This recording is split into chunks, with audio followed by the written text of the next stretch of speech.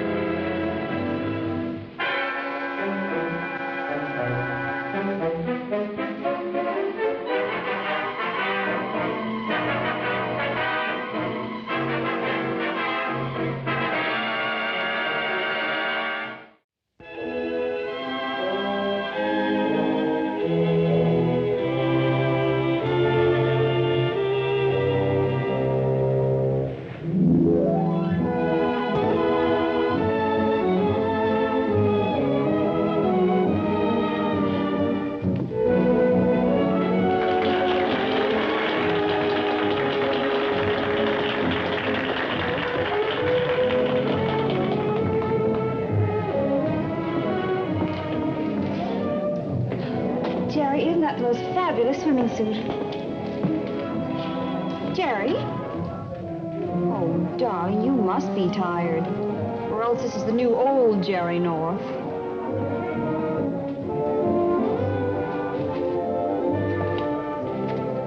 Well, glad to have met you.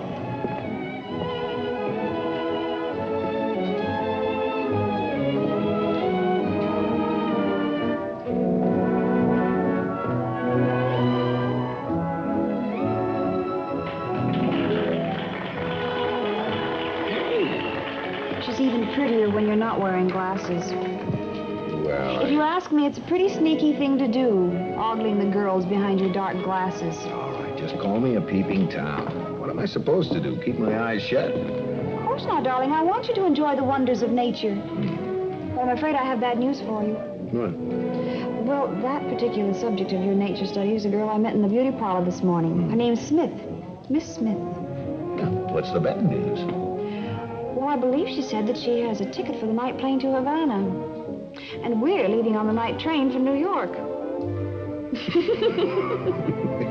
Say like you. The Northern Flyer now leaving for New York via Palm Beach, Jacksonville, Atlanta, Washington, and Baltimore. Board. See, Jerry, I told you we had plenty of time. Sure, we must have 30 seconds to look out, Pam. Sorry. Why, Miss Smith, I thought that you were... Oh, I am sorry. Come on, darling, it's none of our affair. Frank. Say, what is this, a gag? It's okay, Polly. You can take the cuffs off her now. I thought you were a cop. She is, sweetheart. My cuff. $50 a day in expenses. You mean you had me kidnapped right out of my hotel? Why, no, honey. Not kidnapped. We're eloping. You and me and a couple of reliable witnesses. Romantic, isn't it? You and I, we're getting married? Yeah, as soon as this train hits a certain town. And little old Georgia, it's all arranged. Oh, is it all arranged? I don't remember anybody asking me about it. Knew there was something I forgot. Well, how about it? I'll give you a quick answer. No, I wouldn't marry you. I'm not asking you, I'm telling you. That federal grand jury up in New York is going to hand down a criminal indictment sometime in the next 24 hours. It'll say something about income tax evasion on the part of Frank Bonner, bookmaker. Got that? I was already here in Miami with plane tickets to Cuba. What Shut up. The Treasury men will pick you up wherever you went. I won't talk, Frank. Really, I know. Not when we're Mr. and Mrs. Bonner. Wife can't be made to testify against the husband. Very neat. Did Laughing Boy figure this out for you? Ernie does my bookkeeping. I do my own thinking. You're just lucky I'm not the old-fashioned type.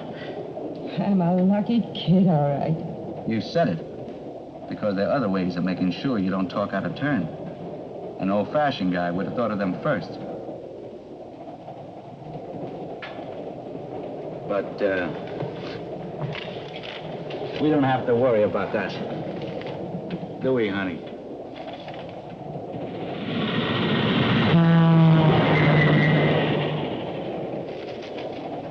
I don't understand you at all, Jerry North. You were interested enough in that girl back at the hotel. Hmm? Who? That girl, Miss Smith. The one in the next compartment with that old battle axe. Back at the hotel, you could hardly take your eyes off of her, remember? I'm the fickle type. Once I see those hard little lines around a girl's mouth and those hard little bracelets around her wrists, romantic notions fly out the window. I don't understand any part of it. Miss Smith told me she was taking the plane for Havana, so why is she here on this train? Well, from the looks of her companion in those handcuffs, I'm sure she isn't on the train by her own choice. And that's as far as I go. But, Jerry, why? Why what? Why was she brought on this train in handcuffs? Oh, I left my crystal ball back in Miami. Now, look, darling. All we know about your Miss Smith is that she has a very unlikely name. A lot of people are named Smith. Too many people who want to lose their real identity temporarily. But aside from that, your Miss Smith was about to leave the country. Now, it would appear she's been arrested. Does this suggest anything to you? A famous international spy. Oh. I'll bet that's the answer. Just think, Jerry, a regular Mata Hari. And she stayed in the same hotel with us, and now she's in the next compartment on the train. Oh, Jerry, isn't that romantic? Did you ever hear of James X. Batchelor? A bachelor? No. I never did either. He's got a story in this magazine. It's great. It's a raw, lean style of writing. Hard-hitting, masculine. Strictly a young Hemingway. Where are you going? Find the conductor and get a rocket off to my secretary. I want a book from that man. Why don't you get us a table? I'll meet you in the diner as soon as I've sent this wire.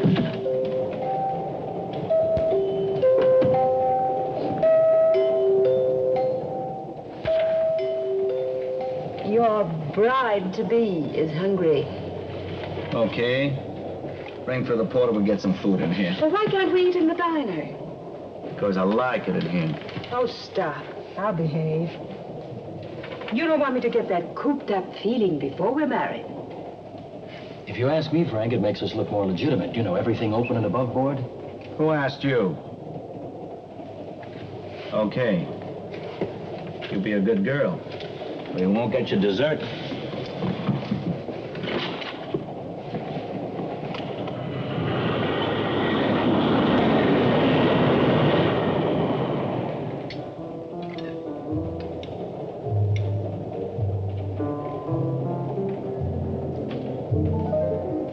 Now I know just how John Sutter must have felt. Who, dear? Sutter, the man who discovered gold in California. Oh. You're still brooding about that mystery woman in the next compartment. Oh, you're hopeless, darling. I know it's a romantic idea, but... Your cloak and dagger lady just came in.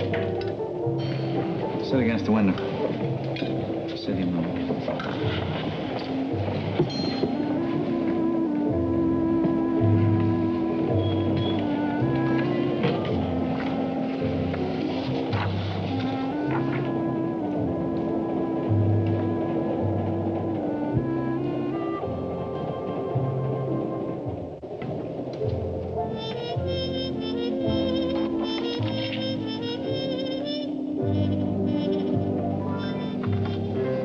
What are you having, Monica? Oh, I thought maybe brook trout. Why don't you get the waiter? Where?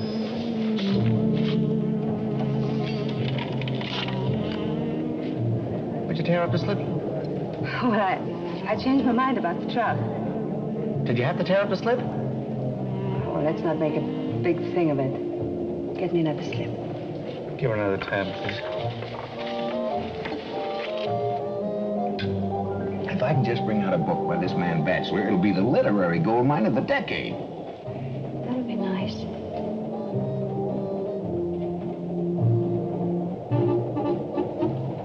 Pam. Pam, Yes, dear? I think you'd better use this, unless you're planning to lick your fingers. Oh, what's the matter with me?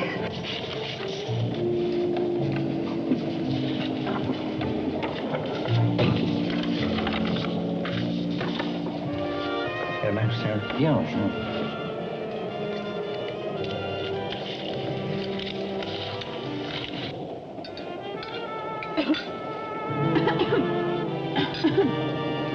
Oh, what's the matter, dear? Oh, I just went down the wrong way. I'm all right.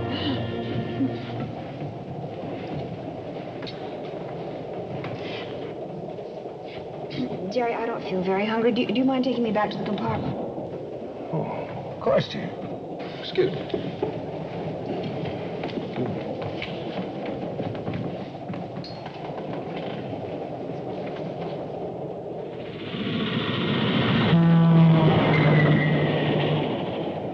I'm in trouble, and what do you have to say about that? Oh, now take it easy, darling. If she were in some sort of immediate danger, all she had to do was yell for help. The dining car was full of people. Well, maybe they were holding a gun on her. A 50 caliber machine gun concealed in one of the stuffed olives? No, Pam. The odds are she's got a wheel loose somewhere. Just wants attention. It's a very common psychosis. Oh, she's entitled to our sympathy, but... Sympathy, my foot. We've got to find out what's wrong and help her. Now, look, Pam, we can't... Yes? Gerald North, a wire for you, sir. Oh, thank you.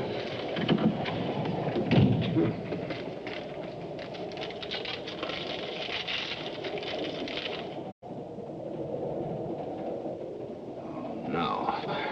Something wrong, dear? You're good at mysteries. See what you can make out of that. Dear boss, contacted bachelor's agent. Stop. Nothing but double talk. Stop. No address or info on bachelor. Stop. Is this guy for real? Susan. I don't know what to think, Jerry. Well, that's a refreshing admission. You're Gerald North, the book publisher. The conductor said you were. I tipped him. Oh, well, that's nice. And who are you? Opal Crump. I hope I can talk with you for a moment. Don't stand there, Jerry. Invite Mrs. Crump in. Or is it Miss? Yes. Mr. North, I've written a book. Well, that's wonderful, Miss Crump. I'd like to talk to you about it, but I have a very important wire I want to get off at the next stop. If you'll excuse me. Hurry back. Oh, he's nice.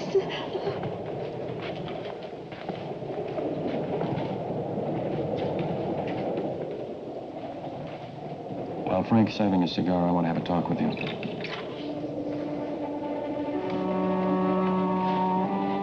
Talk? About what? There's a way out of this, you know. What? What did you say? I could help you get away. I'd turn Frank in. He'd die in prison. I can even arrange that. You? You would double-cross Frank? For you, I would, Monica. I've always loved you, Monica. Why do you think I've hung around and covered up for Frank's shady deals? For money? No, for you. I've thought, if only she were in trouble, if I could help her, if only I had enough money. Stop right there, Junior. Without Frank, you couldn't make a fast 100. I know a man who'll pay me 100 G's to testify against Frank. We could get married. We could go away to South America, to Europe. Just the two of us.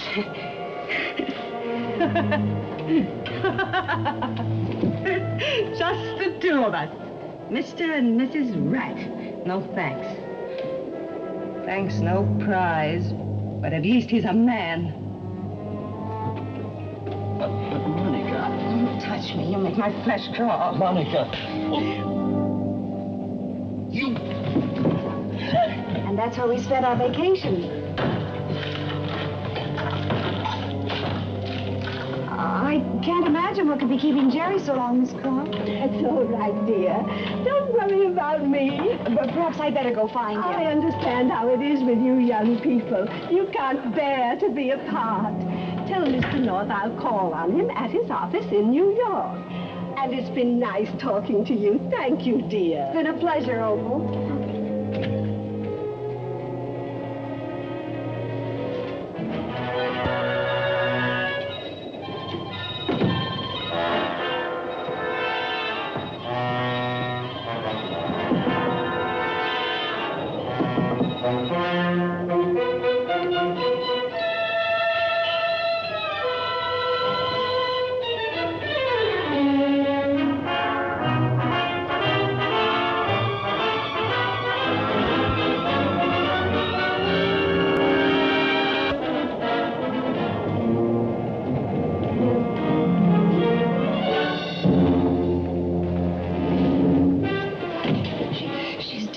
don't you give me any trouble.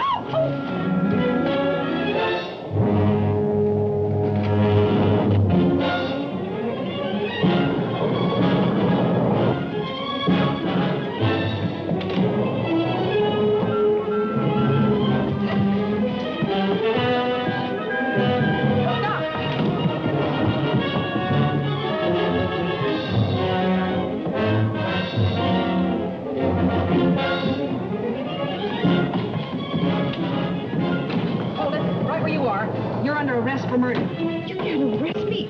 You're not even an officer. Let me go. Oh, a smart dame, aren't you? Fast with the answers. What's going on here? You're interfering with the law. That woman's under arrest. Don't you believe her? She's not even an officer. She's a fake. Now, wait a minute, Pam. What's this all about?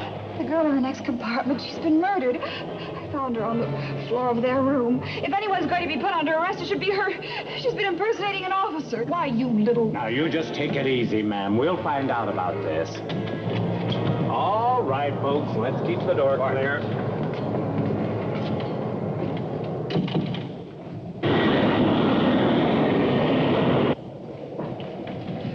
Remember Bill Bargan telling us that officers only carry revolvers? Well, she was carrying an automatic, and that's how I knew she was a phony. All right, darling. Now, let's get back to the murdered girl. Well, I thought I heard some strange noises coming from this compartment, so I came out to investigate. And I knocked, and there was no answer, so I shoved the door a little like this, and it opened, and I... What have you done with her? What are we done with who? What is she talking about? What are you doing here? Mister, we caught your friend holding a gun on this lady. And Mrs. North, she says there was a dead woman in your compartment. I saw her. She was lying right there. Tell them you were here. It's your story. You tell it. Well, now, just a second. If there was no body, what was that business with the gun and all that talk about arresting my wife? I caught her snooping around in here, and I thought I'd teach her a lesson. Are you her husband? I am? Well, you got my deepest sympathy, but can't you keep in your own compartment? Oh, now, look here. You can't be... I'm sorry we disturbed you, Mr. Bonner. It won't happen again, sir. But I tell you what... Yes, ma'am. It'll be all right. You just take it easy now. Hey, mister, my gun.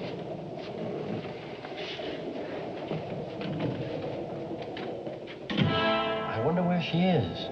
That's a good question. And I'm interested in the answer. If you've done anything to her... I never laid a finger on her. And where is she? You're supposed to be watching her. Is this a double-cross you and that screwball next door cooked up? Yes, Polly. Who are you working for? I told you, I don't know anything. She sent me to the club car to look for you. You weren't there. When I got back here, that North woman was in the room. You're lying. Where are you hiding, Monica? I'll give you just 10 seconds to tell. Stay away from me.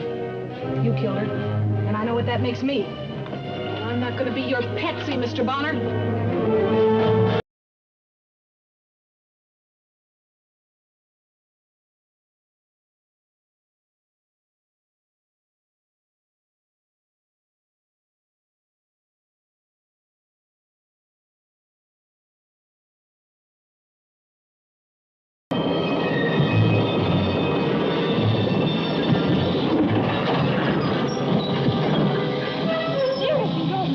Pam, are you all right? No, I'm being crushed to death. Jerry, you're simply going to have to go on a diet. Oh, come on, Jerry, something's happened.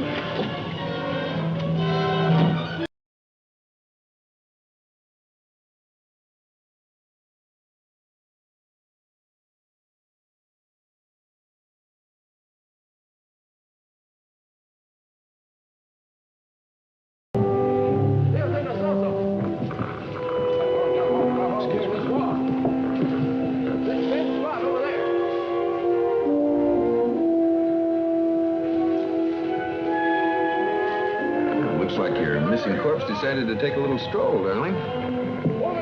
You wait here. I'll have a look. Get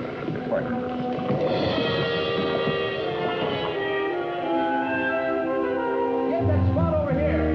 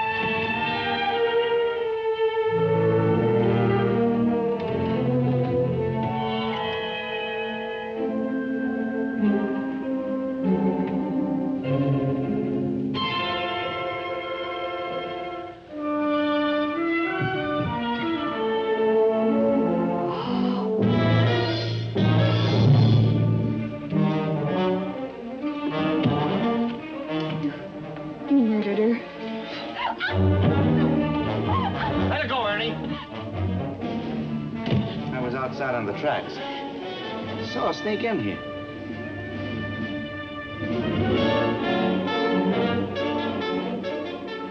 What do you want, Ernie?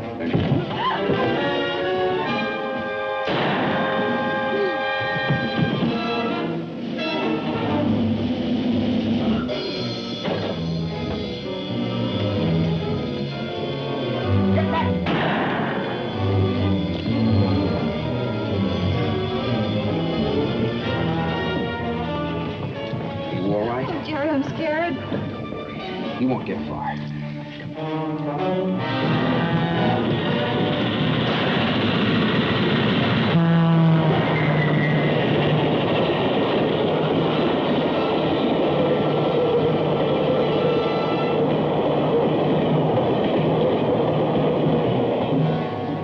Monica, he would have killed me. He shot Bonner. Oh, still, it's a horrible way to die, Jerry. What are you doing in there? I'm arranging a future for Mr. Bonner. I'm Treasury. Followed Bonner down to Florida and back. After I patched him up, I thought I'd see what I could do for the taxpayers. This evidence should keep Mr. Bonner out of circulation for quite a while.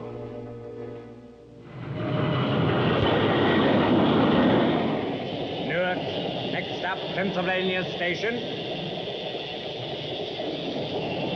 Oh, Jerry, I'll never get this thing closed. Here, let me see what I can do. I don't understand. We didn't have any trouble with this bag at the hotel. What are you doing? Stealing blankets from the Pullman Company? Jerry, what a thing to say. Of course not. Well, let's see, what is it? What's this? And where did it come from? Well, Jerry, you see... Don't tell me. I know that sweet little old lady, Miss what's Crump. Yeah. Oh, how can you do this to me? You know I haven't got time to read every ambitious amateur's crosswinds. Must be 1,000 pages. I ought to make you read it. I hope Miss Crump thought to put her address in it so we can mail it back to her. Crosswinds by James X. Batchelor, Opal Crump of... James X. Batchelor? Oh, Bill told me that's her pen name. You darling, you sweetheart, you ever-loving little gold mine. Yes, he's here. We just walked in the door. It's your office, Susan. Oh, yes, Susan, we had a wonderful trip. He just took his coat off. Thank you. That's right. Oh, we had a ball. Of course, the girl in the next compartment on the train murdered, but I guess that's about par for the North. What's on your mind? Oh, I see. Well, thank you very much, Susan, for the information. I'll make it in this afternoon. Something wrong? Yeah. Susan just located Francis X. Batchelor. He's a patient at the Walter Reed Hospital in Washington, D.C. Which brings up a very interesting question. How did his name get on this manuscript? Well, you see... Oh, Jerry... Come on, Pam. I want to know whose idea it was to give Opal Crump a pen name. This particular name. Mine. Yeah, well, that figures. But why? Just to make sure I'd read the book? Oh, now, really, Pam, you drag me in and out of murders, trap me into reading novels written by sweet little old ladies, and... Oh, I love you anyway.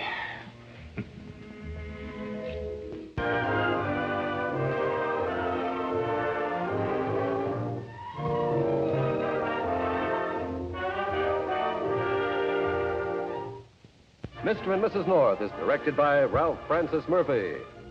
A John W. Loveton production. Produced by Federal Telefilms.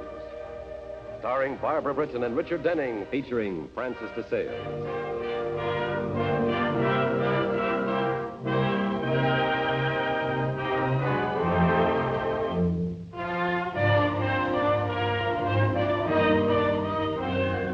This has been a film presentation.